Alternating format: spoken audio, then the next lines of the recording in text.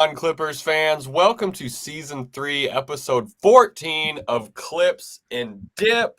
We're in the throes of the off season, but media day is just around the corner, which is very exciting. Thank you for hanging out with us. I am Chuck Mockler, joined as always by Adam Osland and Will Updike. Got a lot of good stuff to talk about today. We're talking Norm Powell and kind of his role on the team. Some season stat leader outlooks. There was some leaks, both jersey and court. And shorts. And shorts. And we had some ex-Clippers news, both bittersweet and sweet, that we're going to talk about. Before we get into that, Adam, Will, I trust you guys are doing well. Adam was putting in that work on a live with Justin Rousseau earlier.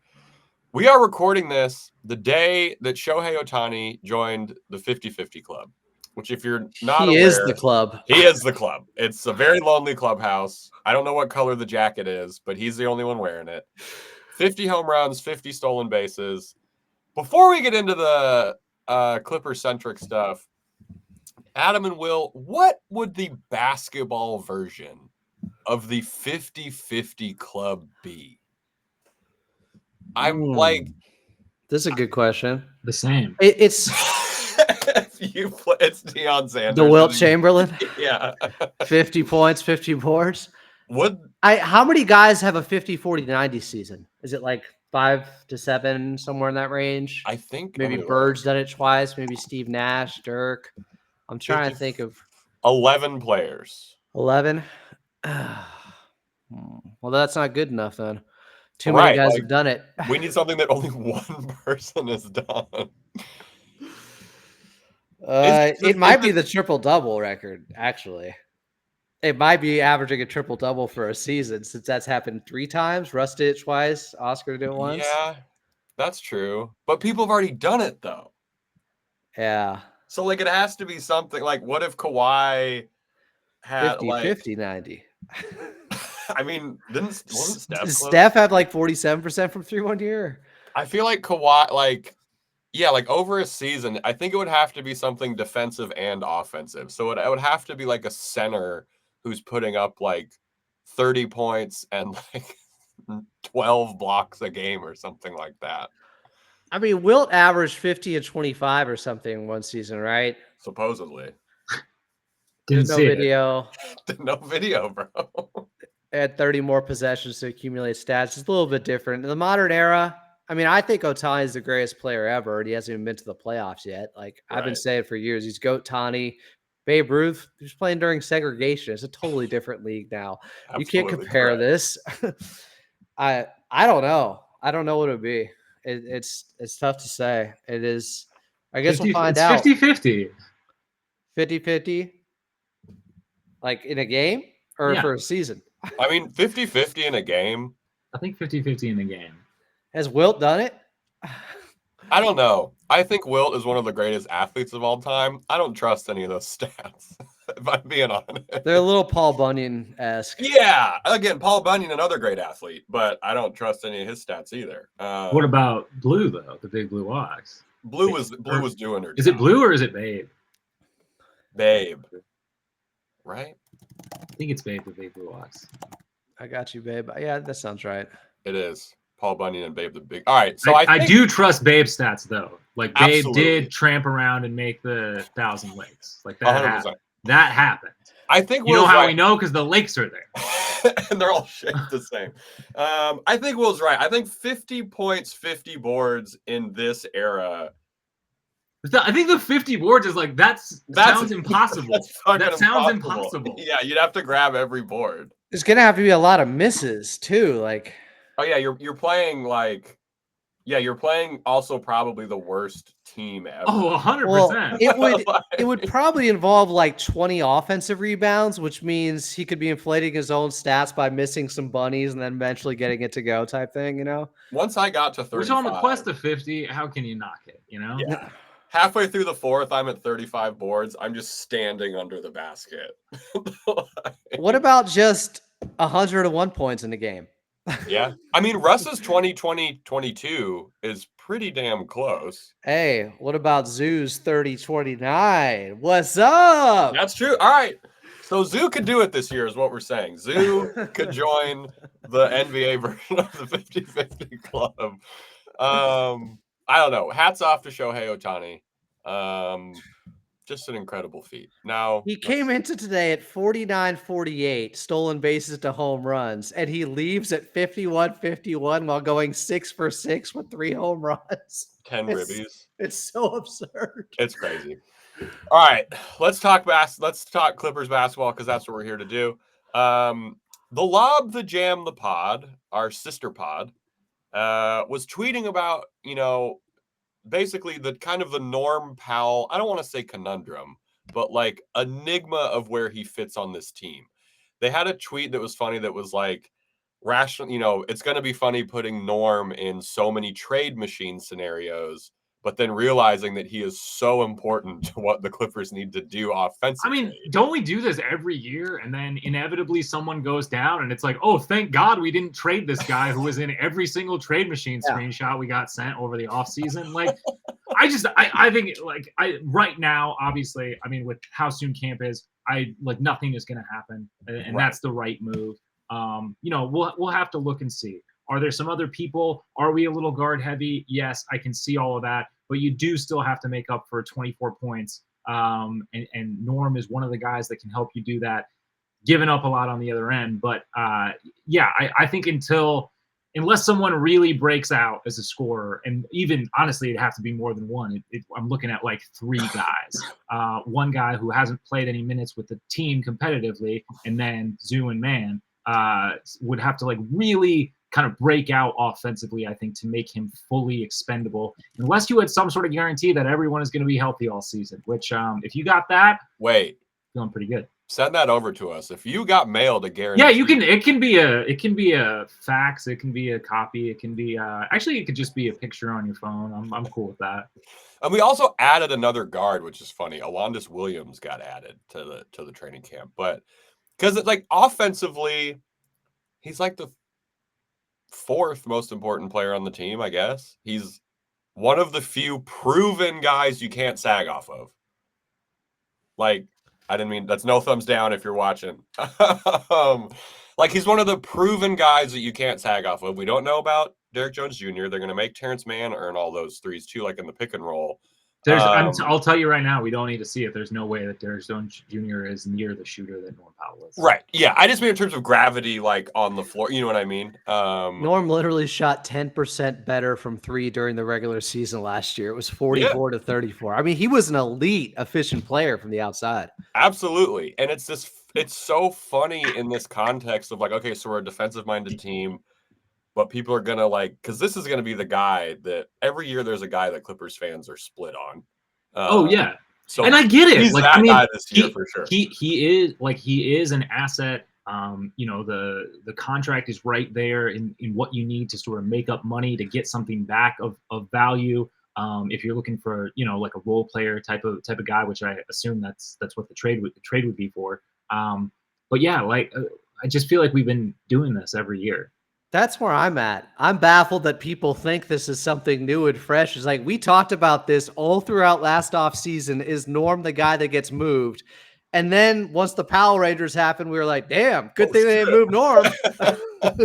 I guess he wasn't expendable at all. Now, to me, the one way he could become or find himself on the trading block would be, and this is, I think, a long shot at this point, if Kevin Porter Jr. was, first of all, available and not suspended, and then second of all, showing some of that ability that he had with the Houston Rockets, where he averaged 19 points per game and was doing so now on maybe a winning team that's actually trying to, make the playoffs and play for something. Like, then you can start talking about it. Until then, to me, I just don't see how you can move Norm Powell unless you move him for more of a position of need, I guess. I was gonna say, if the right wing came along, yeah. if the right wing came along, that would make a little bit more sense to me. But again, it's not happening coming into training camp, and it's still very much like TBD on what that move is. And it depends on how the Clippers look too, right? If the Clippers are just, for some reason, just bad, I could maybe see them moving him because they're like, hey, we can maybe get a younger 4 or something like that. Like the season isn't going how we want it to. But if the Clippers are playing well, he's going to be a big reason for that. He's going to be coming off the bench. And again, there's James Harden, Kawhi Leonard, Norm Powell, the three guys who can just put up 30 points, just, randomly. Their ability, those are the three guys on the team. No other guys are really bringing that offensive spark that we need. Not on any sort of consistent basis. I mean, we talk about this again every season. Like Norm can walk into 20. Like, it's like it's not even like that big. It's not even a feat.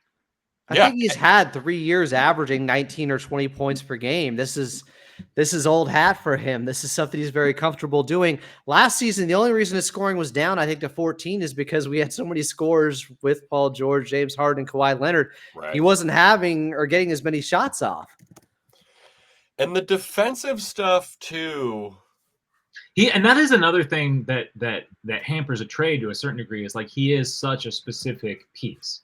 Like the team that's making a trade for him is a team that really needs a great backup scorer. Yeah. Which, it's just not, it's not like it's not the same sort of value proposition as sort of a plug and play wing or something like that.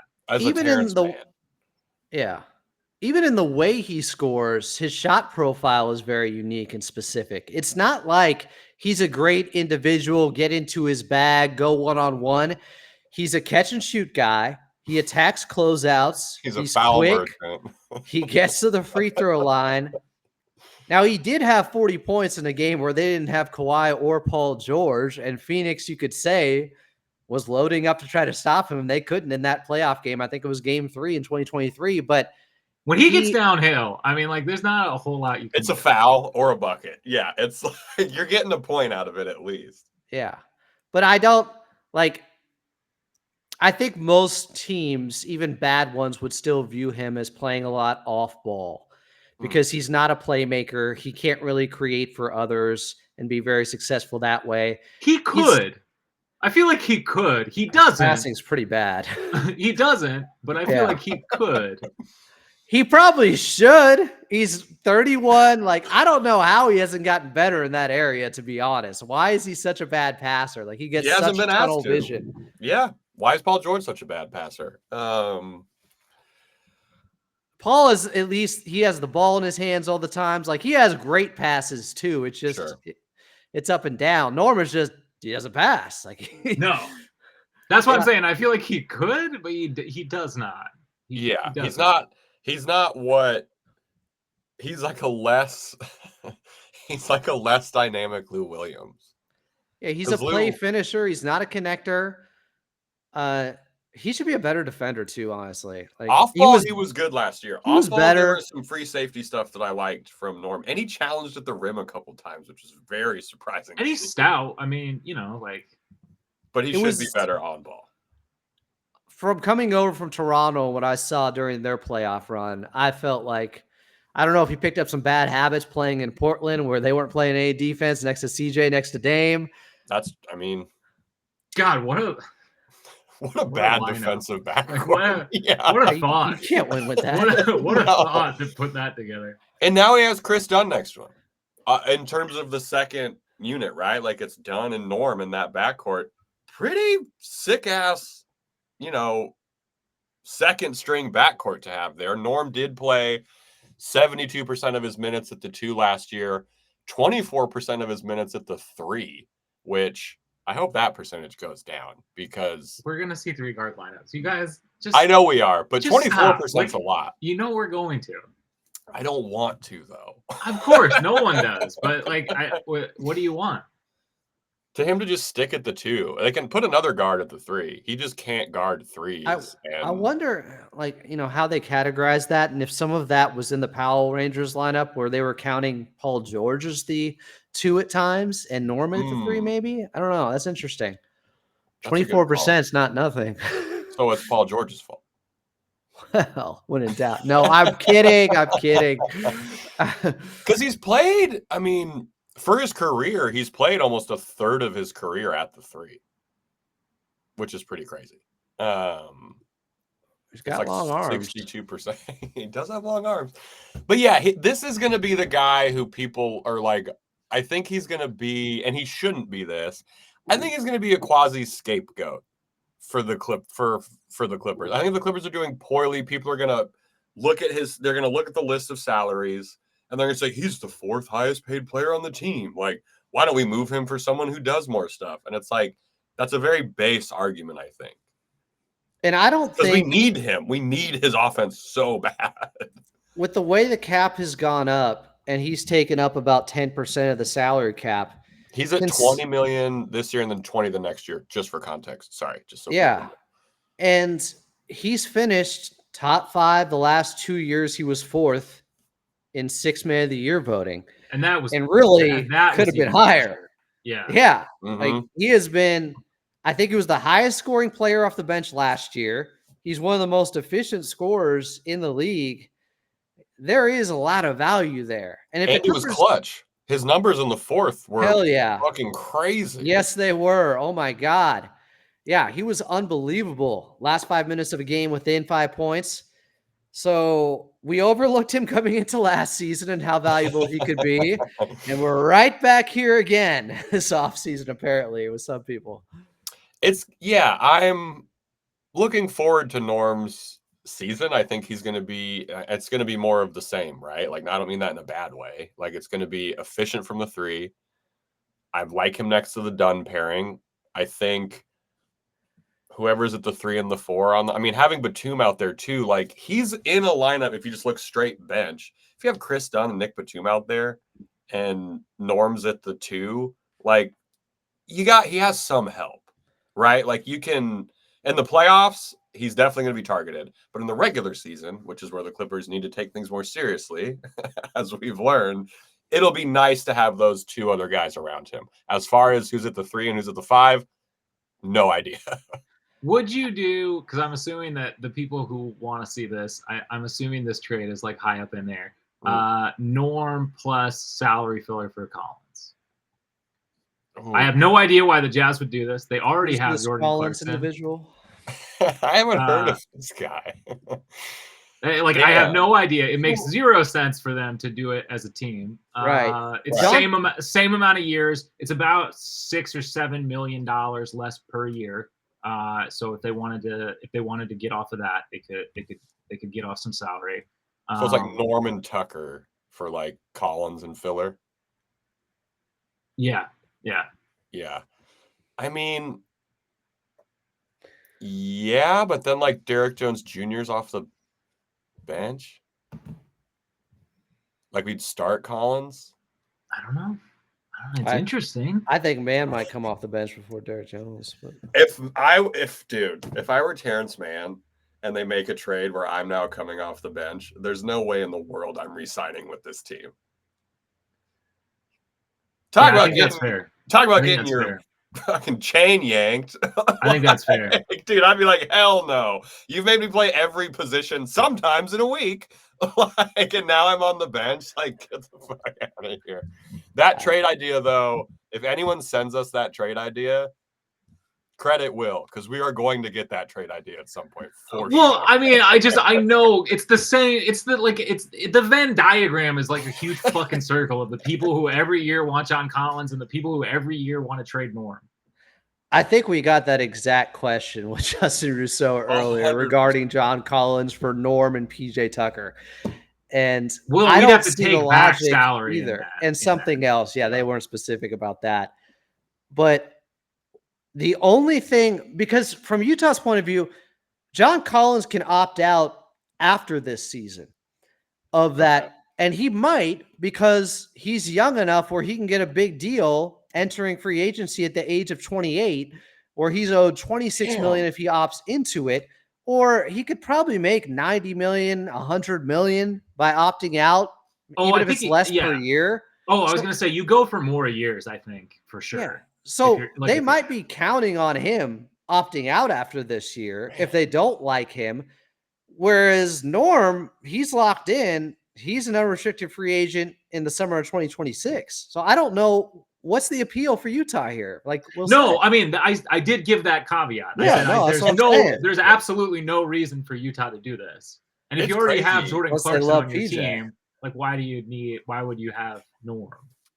What if they have special plans for PJ? Backcourt with Clarkson and Norm. Oh my man. You talk about fun offensive highlights as you're losing by 30 points. It's crazy that Collins has like the zoo trajectory. He's 26 and he's played 6-7 seasons. Like he's been in the league for a minute. Who do you guys think could take the place of Paul George in a new Powell Rangers lineup? So we're talking like turn the ball over a couple James times. Harden, Norman Powell, the Kawhi, Zubats, and who's the guy? I mean, PJ could do it. We've already seen it in the playoffs. Wait, so Harden, Norm, Kawhi, Zoo. Who's the fifth guy to replace Paul? Is it Batum? Because Batum closing's great, but I think it's Batum. Dude, I think it might be Derek Jones Jr. because we need some athleticism in that lineup. Yeah. I guess it might depend on how he's shooting. Like, yeah, if he's hitting threes still, hell yeah. That's what I mean. Like, that's why I like the Derek Jones thing. Like the Derek Jones Jr. outside shooting is like one of the more important storylines for the Clippers starting lineup for sure. But yeah, I think it might be Derek Jones. What if it's Mo Bamba? Dude, if we're running Mo Bamba and Zoo at the same time, count me in, brother. Then the three-point shooting's going really well. The only thing is, I just saw Batum lock up SGA at times this summer. I think it's Batum. Batum is Dennis Schroeder. Yeah, like I think it's Batum. Yeah. There's just too much trust there. But that's a lineup that can go for 5 minutes, maybe. Yeah, it's a short stint lineup. It's we're winning by a bunch and we put it in, or we're losing by a bunch and we put it in. Yeah, I think when a game is tight, or it's just a late game crunch time lineup. Yeah, because again, the other part too is decision making. Everyone on that lineup, for the most part, universally makes good decisions most of the time. So I think that's where Nico gets the edge too, for sure. Yeah, I mean, because he's such a great connector. Like, totally. You know, his offense, his offensive game isn't like super varied, but like what he can do as a passer and stuff, I think helps. Quick fire threes, great passing, good screen setter. Yeah, totally. And if Man's not the guy, I don't know if DJJ is going to be the guy. It's Nico. As long as Nico isn't, gassed from playing too much earlier, as they're age 36, but he looked great this summer. That is true. How many minutes is Nico going to play? Feels better than he's ever felt. Yeah, coming into camp, best shape of his life. He was at 26. Started doing yoga. He was, how many old player? He was at 26 minutes a game for the 76ers. 26? Yeah. After what was he at with the Clippers? 21? In those 8 games or whatever it was? It was in 2022, 2023, it was 22 minutes per game. And then the 3 games in 23, 24, it was 18. 18. I was going to say that's probably what he's around this year, I would guess. Is like 18 minutes. Yeah. We don't really have anyone who can go like other than him at the 4, which is an issue. So I think 18 to 21 is probably what we need that. They do need that. Especially maybe it's faux Bamba season,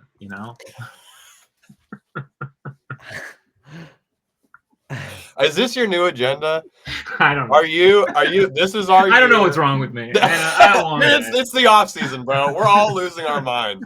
Mo Bamba's playing the 4. This is our year. What if he's shooting 30? What if he's shooting 38% from 3 on attempts? I'm talking on attempts. Sure. I mean, I'd be fine with that. Adam doesn't believe in it. He's a 36% career 3-point shooter. It could happen. He's right there. I worry about the other stuff with Mo Bamba before I worry about the 3-point shooting. It's the best part of his game, literally. Which is it's real. So I saw someone on Twitter was talking about how there's kind of like a dearth of serviceable NBA centers right now. Like a lot of teams, it's like you have one guy and then your backup is like kind of shitty. Like there's no like just okay backups. That's why when everybody's complaining about Clippers backups, it's like, who has these great backup centers? Right. Who are these teams? Tell me. And I think I think Mo Bamba is a perfect encapsulation of maybe why that is. Because, or like an example of it, because you have a guy who 15 years ago would probably be, in terms of how he was coached, crazy shot blocker, post moves, you know, like, because he's athletic, he has good footwork, but he's only good at shooting threes. Like, that's his only consistent thing. So it's like he's the poster guy for, like, maybe that's why centers are bad right now, because you get a kid who's like 6'10" or whatever in high school, and you're like, dude, you should shoot threes. And then he can't do anything you actually need a center to do in the NBA. I understand I sound old right now. I'm not against shooting bigs, but like, if he's you're a not, guy who should be blocking shots and like maybe have some kind of go-to post move, but he does neither of those. Too much time on the softball field. or just be a better He rim did win runner. that game. Yeah, finish Just lobs. block shots and dunk. That is what is required, and play solid interior defense. What's his percentage within 3 feet? I'm looking it up right now. Field goal percentage by distance, 0 to 3 feet, 61% last year. So that's not great. Yeah, that's not good. well below average. Yeah, 39% from 3 last year. Like, what? It's so stupid. Like, he's the perfect encapsulation of why there's like starters, and then like maybe we'll just run a power forward at the 5.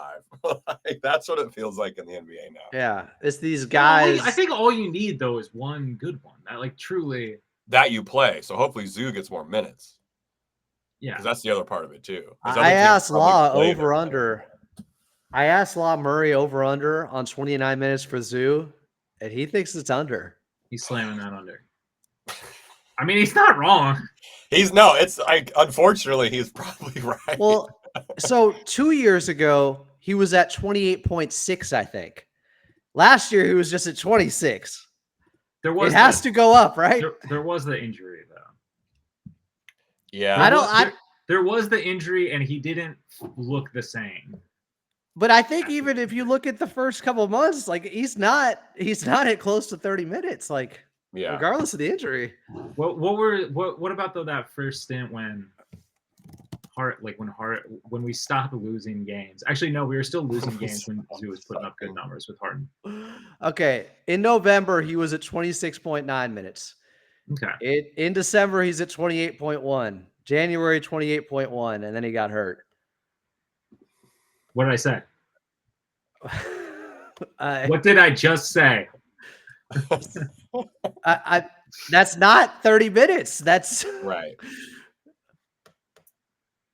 He's got to be at 30. I don't care if it's 29 on the dot or 9.1. Like, it's got to be close. It's got to be more than he's ever averaged. It has to be. Please. Yeah, he's got to be kissing 30. He's got to be kissing 30 minutes. Does that mean we need to be worse with our small ball for Risa Zubats to get more minutes at center? No, because we'll still run the small ball. We ran 3-guard lines with Luke Kennard, John Wall, and who was the third guard in that? Reggie. And Reggie. A lot. At the beginning. Coach Lou did admit it didn't work eventually. Eventually is the key word, though. That's what bothers me about the whole scenario. It seemed like he had a lot of mouths to feed, or he had to appease certain players. Egos to feed. Yes. Because they brought in John Wall. Like, we got to make this work, but we also got to get these two guys going still. You know what's funny? There was a Rico Hines video that came out, I think yesterday or today, and I was like, oh, I'm going to watch this run. And the first name listed on who was there was John Wall, and I was like, I don't need to watch this one. I do not care about a Rico Hines run that John Wall is in. Like, I don't need to waste my time with this. He looked great. I'm sure he looked great. Yeah, he was killing it. All right, coming up, let us know on Twitter at ClippersPod or at YouTube over at youtube.com/@ClippersPodcast. What do you think is going to happen with Norm Powell? Again, if you send us a Johns Collins trade idea, you owe William Updike a $2 bill. You need to send that to him. We're registering that trademark. All Johns Collins trades are from Will Updike, care of Clips and Dip. Coming up, we're going to take a quick break and talk Clippers stat leaders for next season. If you're watching on video, thank you so much for subscribing. If you're listening, we love you as well. But the full experience, as those who watch know, is over on YouTube. Taking a quick audio break, and then Clippers season leader outlooks and jersey leak talk coming up in 3, 2, 1. All right, welcome back in. We just talked about how essential Norm is going to be, no matter how many trade machine screenshots you send Trader us. machines screenshots you send us. Like that. But I mean, we kind of started diving into it about what minutes distribution could look like. So we're going to take a look at the season leaders here in a few different categories. But let's just kick it off with minutes. Last year's leaders were Kawhi and Harden at 34.3. They were both even? Yeah, it was pretty much exactly the same. Wow. Love it. Yeah. So I'm thinking the same on that. I'm thinking it's probably going to be the same next year. I think they're Adam, gonna do you disagree? Would you rather see less minutes, more games, or more minutes, less games? I feel like I could be talked into both, honestly. I could see a Sure. situation where they're trying to play them less, they're older, or because no Paul George, they have to play them more in the games that Kawhi is available. Maybe he plays more minutes. I don't know. There's going to be less. I mean, they had some blowouts during those 31 games where they went 26-5, where they could rest guys in the fourth quarter. I don't expect as many this season. And that was the most minutes per game Kawhi's ever played. Is it? Yeah. Wow. 34.3. I mean, by like a smidge, like 20. Last year was 34.3. 2021 was 34.1. 18-19 was 34.0. You can see some year breaks in those. You know what I mean? Like, yeah. I'll go under if I have to guess. Under 34.3, honestly. But those two dudes, I think, are probably leading the team in minutes. Oh, yeah. I don't see anyone. I mean, in Not Adam's total wildest minutes, dreams, average Zoo is minutes. leading. Yeah, average. Average. Yeah, not total. In Adam's wildest dreams, Zoo would be number 2 on this list, which I can't argue with. 35 minutes? Yeah. Or 33, I guess.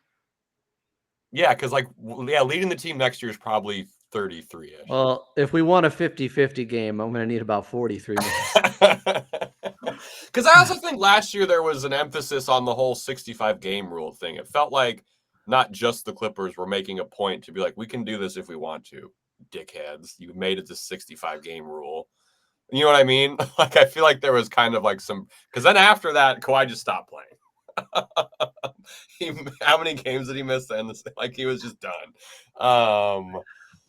Yeah. Will, do you think there's going to be a wild card in the minutes leader? Or do you think it's – I mean, well, like in total minutes played, I think that Zoo is definitely an interesting one.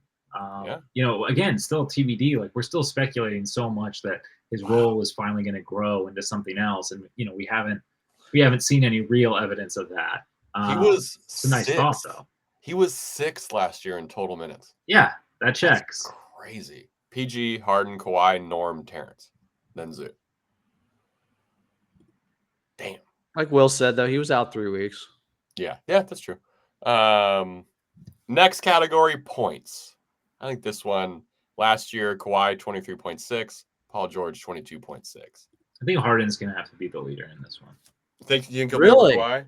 Yeah, I mean, the defensive responsibility for Kawhi, like, Harden has more. He can create on his own more. Like, the PG. I think, like, last year was his lowest – his tenure with the Clippers, that was like his lowest scoring. That was his lowest scoring per game average since like the OKC days. Yeah, but you guys think he's going to outscore Kawhi in points per game next season? Not by like a mountain, but I could see it. There's a path. I think it depends on availabilities. I think there's a path to it. He takes more threes. You know what I mean? Like. I think Kawhi's got to take more shots. Like they both do. Hey, I'm here for that too. Like Kawhi's got to take 20 shots per game. And I'm also. I mean, I guess we're talking per game, but I'm also assuming Harden plays more games. Yeah. I mean, yeah. Yeah. I just per game, I need Kawhi getting 25 plus, like 25 minimum. That's it. And I don't know. Harden will be at 26. Really? Yeah, I guess it is our year. It's absolutely our year. I could just see the path for it. You know what I mean? If he has a statistically wonderful 3-point shooting year and stuff like that, he's available. Like, I think it's there. And again, not blowing Kawhi out of the water, right? Because last year the difference between 1 and 2 scorers was literally 1 point between Kawhi and PG. So I think they'll be close. But I don't think it's crazy to think Harden could do it. Well, I guess I'm looking at Harden was at 11 shots per game last season. Kawhi was at 17. I don't know if it's going to flip significantly enough for Harden to take enough shots to outscore Kawhi. No, that's a great point. That's a great point. And I don't see Kawhi taking that much more than 17 though. He better. The most he has taken in a season is 19.9, and that was his first as a Clipper. And I think that's probably where he needs to be. And Paul George was missing a lot that season. Yeah. Yeah, that's a good call. He was out the first 16 games, something like that. Yeah, it was a bit. Yeah. Because of the shoulder, the double shoulder surgery, the classic double labrum redo. Okay, that will be interesting. Yeah, like what? So Kawhi gets to 20 field goal attempts per game. That's 3 more than last year. Harden gets. And I'd say Harden like 15 or 16. That's my guess. 5 or 6 more than last year. Yeah. A couple of those are threes. Oh yeah. Seems like mathematically Harden has a shot. My friend Daryl told me so. Yeah. And then this one, assists. Not Clipper Daryl Morey. Yeah, I figured. This one, assists. Last year, James Harden, 8.5. Russ, 4.5. Who's the second place assist guy on the Clippers next year? First, obviously, Mo Bamba. Who is going to be behind James Harden for the second most assists per game? I'm going to guess Kawhi, honestly. Ooh. Because it's only going to be like 4. And he right. Yeah. Right. Yeah. I mean, Russ was second with 4.5. So it's like. It's got to be someone playing a lot of minutes. Us Big Zoo turns into mini Jokic. Chris Dunn? Baby Jokic. I don't think so. 4 assists per game from Chris Dunn. I can see it. That would be second place, probably. Yeah, I can see it. I don't think any betting places should let you bet on who's going to get second place in assists per game for the Clippers. But if they existed, I would maybe go Chris Dunn. Let's remember, I mean, PJ Tucker was a very willing passer last season. He didn't want to take a lot of those corner threes, so maybe. I mean, Chris Dunn averages for his career 4.2 assists per game. Last year, he was at 4. What's Terrence's ceiling assist wise? Do you think he could get to 4 a game? I like his highest season was a shade under 3. Kissing 3. Yeah, I think if Kawhi takes more shots, I mean, obviously Harden's going to get some of those too, but I think Terrence, I like that idea. If the benchmark is 4, yeah, I think 4 doesn't seem that crazy to me. 4 doesn't seem nuts. I'm going to guess it's between Dunn or Kawhi, but Terrence Mann could be in the running too. Yeah. Those are the guys. Our offense stays on the team. I'm so curious what the offense is going to look like. I was running the numbers the other day because we brought this up, I think, on the last show. So I went through. Oh, the pick and roll numbers? This was just offensive rating. Those were good, though, too. Because I wondered I threw it out there. I think I asked for somebody in the comment section to get to it. I don't believe anyone did. Yeah. But what's the worst offensive rating a James Harden team has had? So I went over the last 12 years, basically since he became a number 1 option with Houston. Game by game. Just years. Offensive rating at the end of the year. And the worst his team has ever been is 12th. And on average, they're 5th. Multiple times he was on the team with the number 1 offense. And that is him. That is a system. That is James Harden doing this stuff. So now I'm almost talking myself into maybe we've been overly cautious with offensive rating and how concerned we should be with the offense this year. As long as Harden is available, they should be a top 12 offense, not just 15th, but maybe top 12, top 10 still. I don't know. I think worst case scenario, really is the Clippers have a mediocre offense and the defense is as bad as it was last year. That's floor. That's rock bottom for the Clippers. I don't see how the defense can be as bad, honestly. Like I am counting on if it's not top 8, they're in deep trouble. They're in deep trouble. Yeah, with the Van Gundy edition, that would be brutal. A lot of people think top 5. I don't know about top 5 defense, but I'll take 8th. I am loving the wildly different expectations people have for this Clippers team. A lot of unknowns. All right, rebounds. Last year, we obviously know Zoo's going to lead, hopefully with over 10. Kawhi was second with 6.1 boards per game. Yeah, I expect that to be similar. Same one too. Yeah, I think so. Yeah, I think Mo Bamba.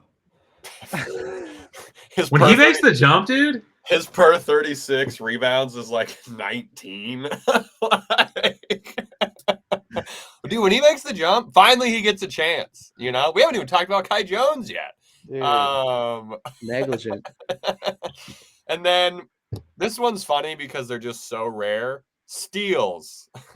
Rocco was the leader last year with 2, but we're going to go to real sample sizes.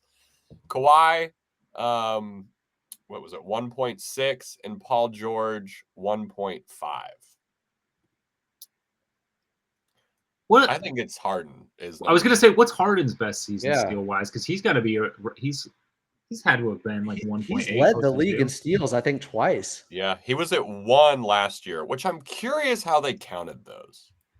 Because he had a bunch of strips and shit. You know what I mean? Like there was like the Ask Rousseau. Yeah, this James Harden strip club. There was a lot of members of that. His most ever per Basketball Reference was 2 per game in 2018-2019. Okay.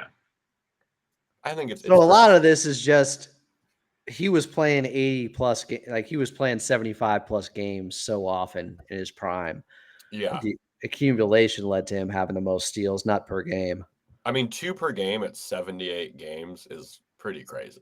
It's a lot of steals. And 1.9 in 81 games in 14-15. Yeah, so Harden's probably number 2 on this. Great defender. We've been beating that drum forever. Field goal percentage. Last year, Zoo led with 64.9%. Mason Plumlee second with 56.9%. What a drop off. Who's number 2 this year on a real sample size? Like we can't just say Kai Jones because like maybe he comes in for 3 games and shoots like 80%. So I'm guessing Kawhi was three last year, or was it Daniel Tice? Let me look. Kawhi or Tice? Kawhi being in the Daniel conversation Tice is absurd. So if you take out Jordan Miller and Musa, it was Tice and then Kawhi. What was Kawhi? 51% shooting? 52.5. Oh my God. Terrence, 51.5. Norm, 48. Oh, yeah, Terrence in the mix. Yeah, that makes sense. Man. I'm going to go Terrence this year. Ooh, I like that. Hey, if he's going to take a leap, he's... Because I think if he doesn't start off so slow from 3, that won't bring down his field goal percentage as much. And he's been, I think, top 3 the last 2 years at the rim. Yeah. He's been one of the top finishers. Oh, yeah. Okay, I like that. All right. Second to last one, 3-point percentage. Last year's leaders on at least 2.5 attempts per game. I put a caveat on this one. Norm, 43% on 5 attempts per game. Kawhi Leonard, 42% on the same number. That's crazy. Yes. I think this stays exactly the same unless James Harden has a crazy ass year from 3. Because he took 2 more than Norm and still shot 30. Oh, it's... I could see Kawhi only shooting 39% from 3 this season. Right. Like just because the volume's going to be up. I expect him to take more shots. He's going to have to take tougher shots. No Paul George. Like that still could be second, though, on high volume. Yeah. Yeah, Harden would have to have like an all-time efficient year. Yeah. And I think Norm's still probably number 1. Although Mo Bamba's on the team now. Incredibly true. Would he shoot 39 last year, you said? Yeah, 39. It's real. Okay. This is like attempt and a half or Yeah. 2. Yeah. 3/4 of an attempt. And then last but maybe not least, turnovers per game. James Ooh. Harden led with 2.6, but again, he has his usage rate. He has the ball in his hand so much. It'll still probably be James Harden. For sure going to still be James Harden. Second on the team was Paul George with 2.1. Must have had some home cooking on these books because I could have sworn he spilled more than 2.1 guest drinks with errant passes last year. Who's number 2 on the team in turnovers? And again, James Harden will be number 1, but only because he is the main point guard. Like, still very good turnover numbers for someone who has the ball in their hand that much. Kevin Porter Jr. Okay, just throwing him. Means he's playing. Yeah, well, I means he's mean, playing.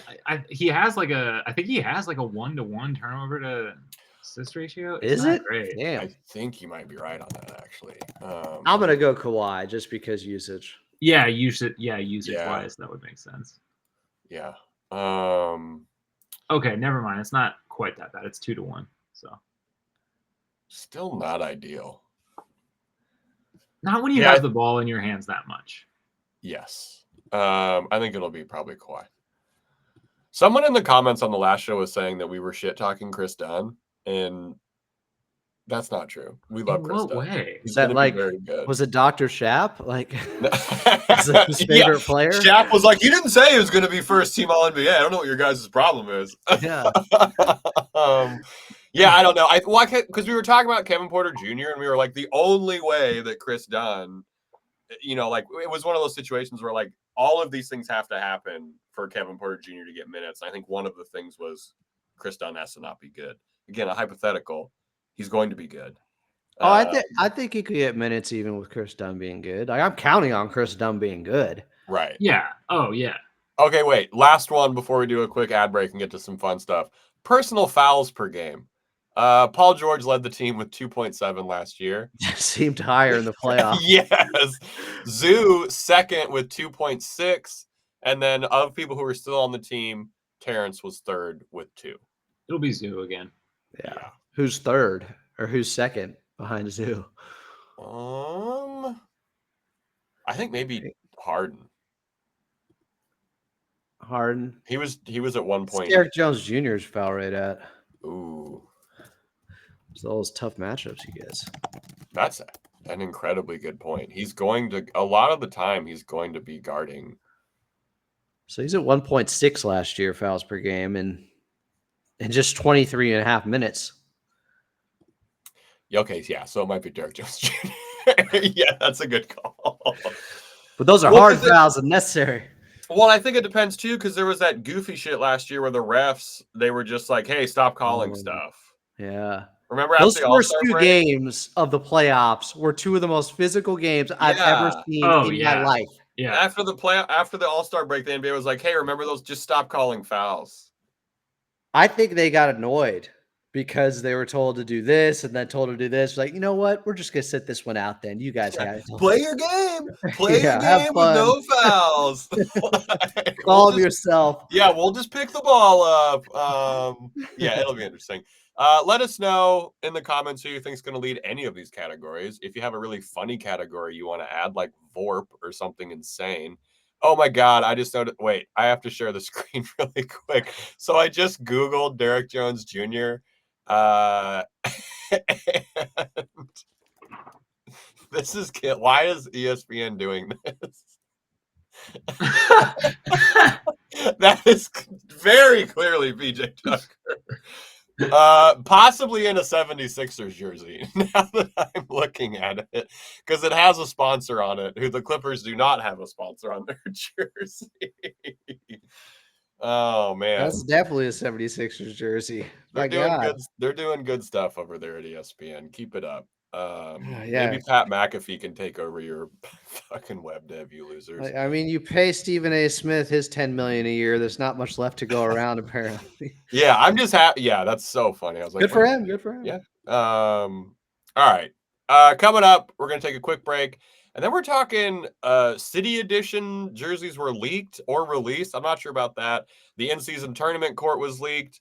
And then I have a dip to talk about. Unclear if my co-hosts have a dip, but we'll get to that.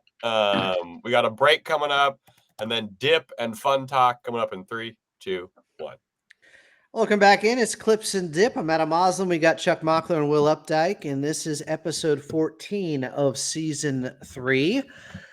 Well, we've gotten the more, I don't know, trivial issues out of the way compared to what we're talking about now. Hell yeah. This is what fans really care about. Do you have the page already up to share here, Chuck, so we could show people these Of course. leaked jerseys?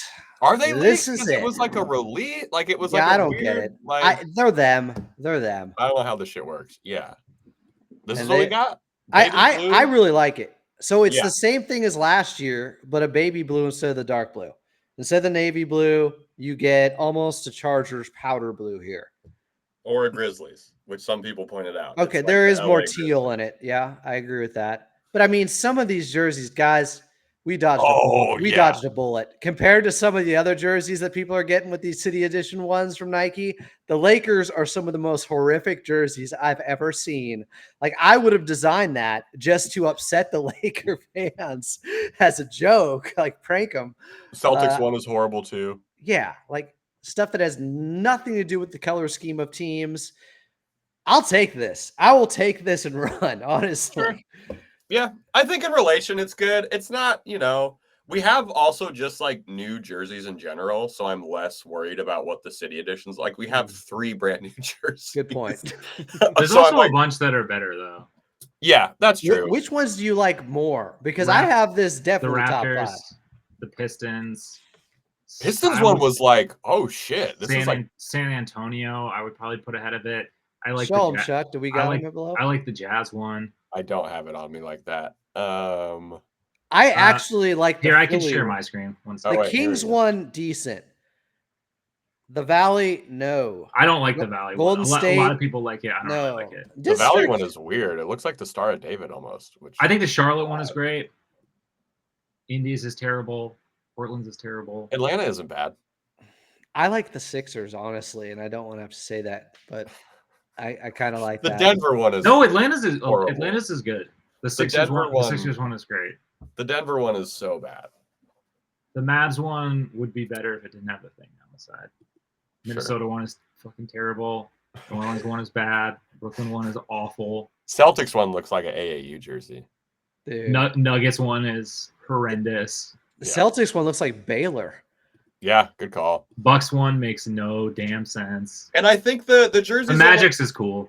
The jersey look better with a number on them. It's hard to see what a jersey looks like without a, you know what I mean? There's going to be most of it taken up. And the Clippers City Edition of court is sick as hell.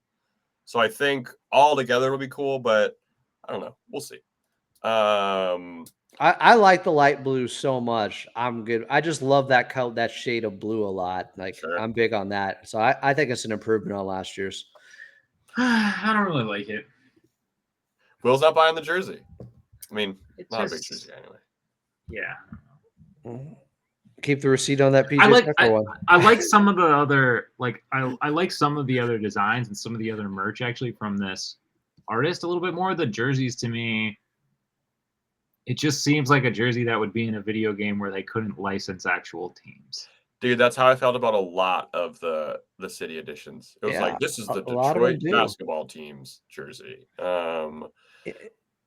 It's one of the best of the worst. Like I honestly I don't know. I honestly like it. And I wasn't. I think that's fair. It's fair to like it. They got me with the baby blue, but there are some really curious choices going on with Nike right now. That is exactly what the marketing executive, that's the word they're going to use. Like we had some curious choices this year. Yeah, that's how the euphemism. And then we had another leak. This was an actual leak because NBA 2K people go into the files and look at what the in-season tournament courts are going to be.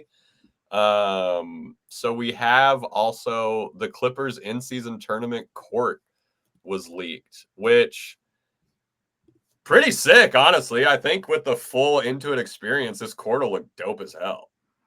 Yeah, I'm with it. Like, it's cool. I like the faint Clippers behind it. If you're not watching this, which maybe should be for this segment, dark court, got the big ass trophy in the middle of it. And then, yeah, like Clippers script. I like this a lot. It's got the red on the court. Like, this will be cool. Yeah, that's the more traditional now, red and blue. Yeah. And yeah, that cursive script faded into the background looks sweet. Yeah, we're pro on this. And I mean, anyone who follows you, Chuck, knows how much you love the City Edition court. Oh, come on. Come on now. I love it. It's the best thing the Clippers have done in years. I'd put that over the Kawhi and Paul George trade.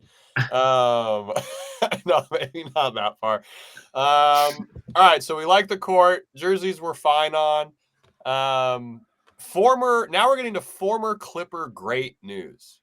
Okay. Trez signed with the Adelaide 36ers in Australia, which is awesome. Shout out to Trez, Montrezl Harrell. If you weren't there for that era, go watch the highlights.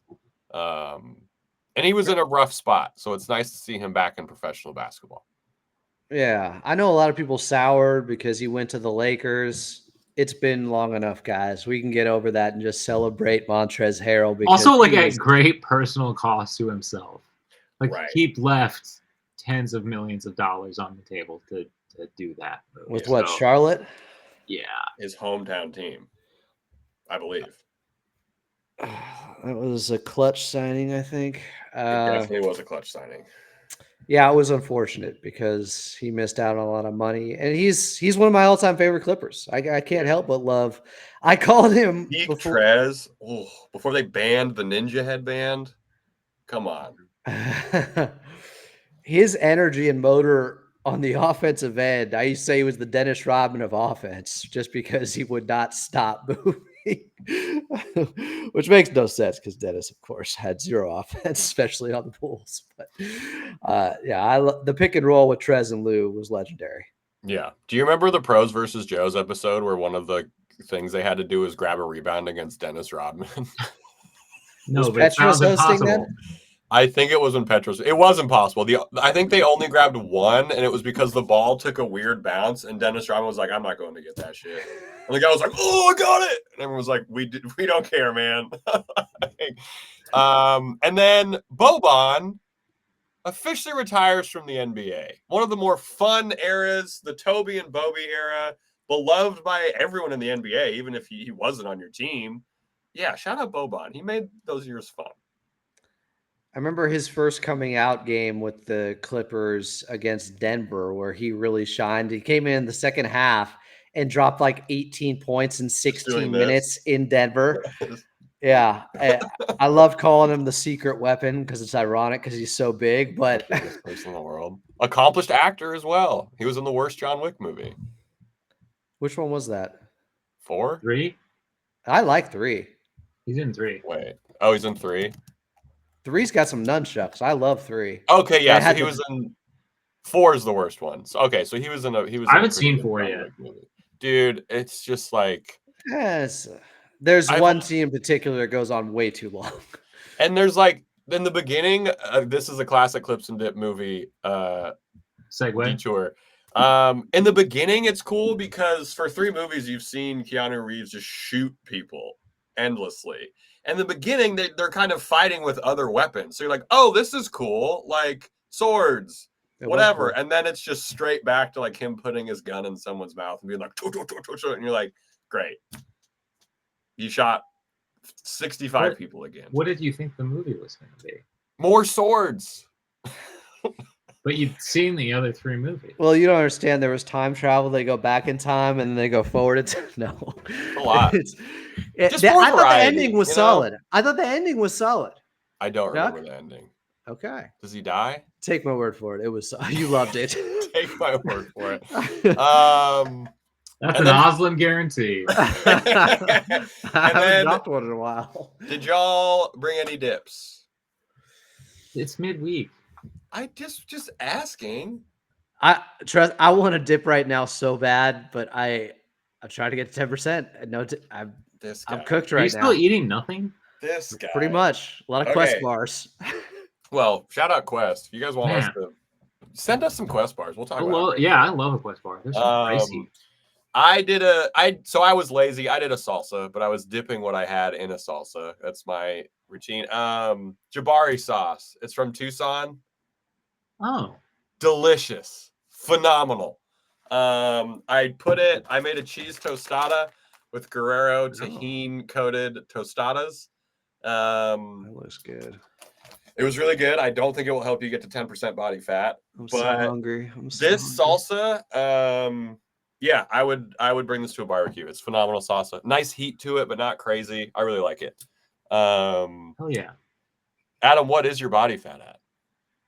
I don't know. I think I'm going to get a DEXA scan on Saturday. And I'm hoping it's somewhere between 12 and 13. Because if not, it's going to get sketch if I'm going to be able to make the cut. You're going to be at media day just gaunt. Yeah.